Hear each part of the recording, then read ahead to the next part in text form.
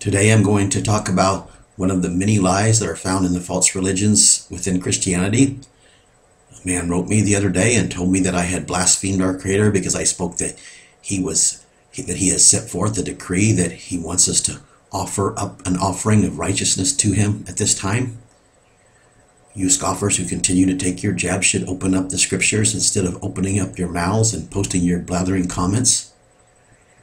What I spoke that this man was reacting to was a prophecy in Malachi where our Creator tells Malachi to record that he will one day send forth his messenger, and this messenger will restore the tithes and offerings with an offering of righteousness to him. He said that we will have reached a point that all have stolen from him, and his messenger would come forward and declare an offering of righteousness to him. We find this in Malachi 3:3. And he, speaking of his messenger, will sit as a refiner and a purifier of silver, and purify the sons of Levi, and purge them as gold and silver, that they may offer to Yahweh an offering in righteousness. This is a prophecy for the last days, and it is being fulfilled right now. I have spoken in several of these videos how our righteousness is as filthy rags if it is not our Creator's righteousness that we bear, and that we are to bear. Isaiah records the same thing in chapter 64, that our righteousness is as filthy rags to him. We are to bear our Creator's righteousness, and in order to bear it, we must learn it, and it must become our righteousness.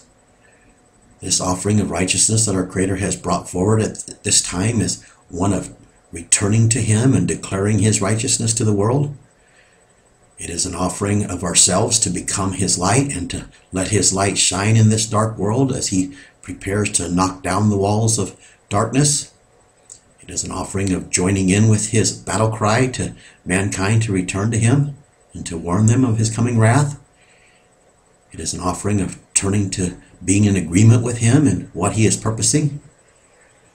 The man that wrote me told me that we have no righteousness to offer, and I agree with this. If it is our own righteousness that we are trying to offer up to him, there's so many that are trying to do that even in the last days as far as warning people, trying to warn them to return to what they believe is true instead of what he's restoring. And it is certainly a filthy offering to him. The offering of righteousness that we must offer up to him is his righteousness. It's what he says is true. The only way that we can bear his righteousness is if we are in agreement with him in his righteousness. We are to become as he is, and as we do, his righteousness becomes ours, and his ways become our ways, and his thoughts become our thoughts. He created us to bear his righteousness. Two cannot walk together unless they are agreed. A false belief in Christianity that comes from the abominable lies of Saul of Tarsus is that we do not need to obtain our Creator's righteousness because it is already imputed to us through his Son's blood. This is what this man referred to when he wrote me. This is a blasphemous lie, not what I have spoken. Yeshua shed his blood so that we could have the price of our sins paid for if we turn from our ways to his Father's narrow path. That's what repentance is. Then when walking with them both on his narrow path, he sends us his seven spirits to guide us, to teach us his righteousness. It is a blasphemous and a damnable lie to say that Yeshua died so that we can have his righteousness given to us without us turning from our ways to our Creator's ways. And it denies why we were created. We are credited with his righteousness when we believe him. It's a process. Believing him is action affirmative. It is believing his word and his instructions. This man referred me to Deuteronomy 9:4 to try to prove his point. This verse, it says, "Do not speak in your heart, saying that it is because of your own righteousness that Yahweh Elohim has cast them out from before you and brought you into this land to possess it. But it is because of the wickedness of these nations," he says, "that Yahweh drives them out from before you." I'm not sure what this man's point is for sending me this verse. The children of Israel had not become his righteousness. Reading on the next two verses shows this. And our Creator does not just reward us for learning his righteousness anyway. He rewards us or blesses us to show himself strong for many reasons. Sometimes we are the benefactor because he has stripped something away from another for their wickedness or for other reasons. But in no way is this verse saying that we are not to hunger and thirst for his righteousness, and in no way is it saying that we cannot obtain his righteousness. In the very next verse, he adds that Israel receiving this land was not only because of the wickedness of these nations, but also because of the promises that he made to their ancestors, Abraham, Isaac, and Jacob.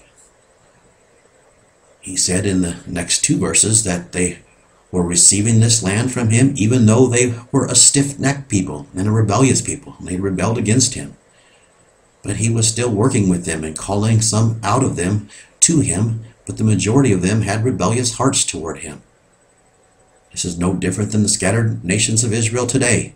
He continues to bless them. He has continued to bless them as he called the people out to him from them. This is why the scattered tribes have remained the most blessed nations in the world. These tribes became the United States and her allies. But him blessing these nations is no way because of their own righteousness like most of them think.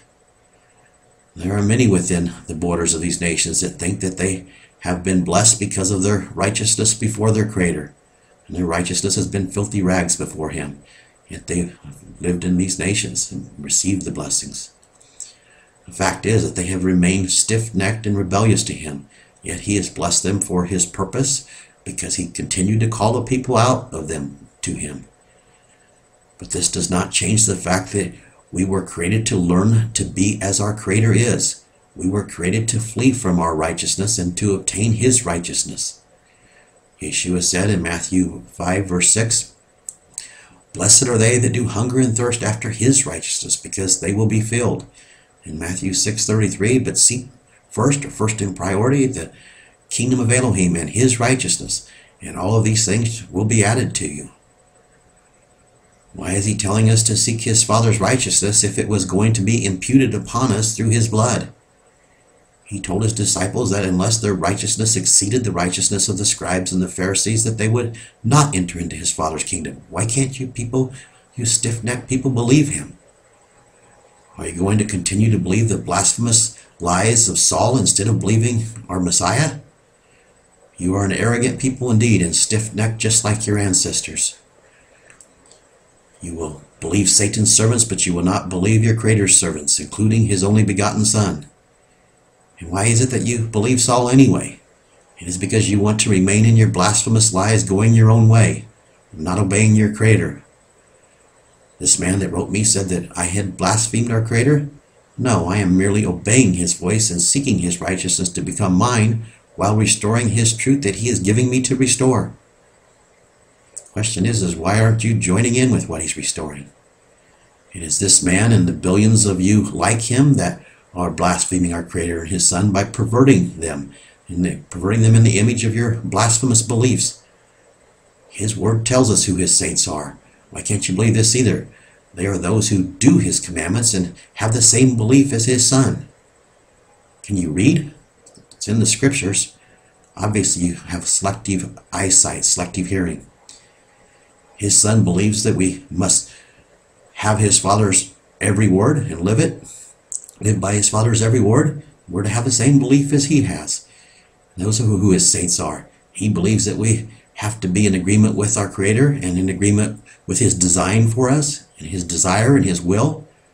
His Son believes that we have to hunger and thirst for his Father's righteousness, and he knew that his commandments teaches his righteousness. This is why he said that the Torah would remain until heaven and earth pass away. This is why some of his last words in his revelations to the Apostle John included that those who wash in the commandments will be those who are given access to the tree of life and enter through the gates. You are a stiff-necked and arrogant people to do away with the words that he spoke and form your own religions that are based on your rebellious hearts and the lies of men that came from Satan. And how arrogant of you was it to change his Father, who changes not, into who you wanted him to be. His wrath is going to consume you if you will not come down off of your high horses and believe him and return to him.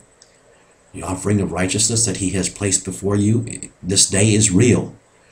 It ties together several prophecies about returning to his covering wings of protection and crying aloud and sparing not that his long overdue wrath is at the door.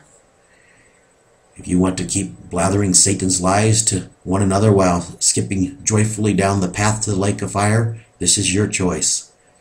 If you do, prepare to find out what 5 months of torment is all about. You will cry out to him, and he will not hear you because of the obstinacy of your rebellious hearts. He has sent me to cry out to you to turn from your rebellion and return to him.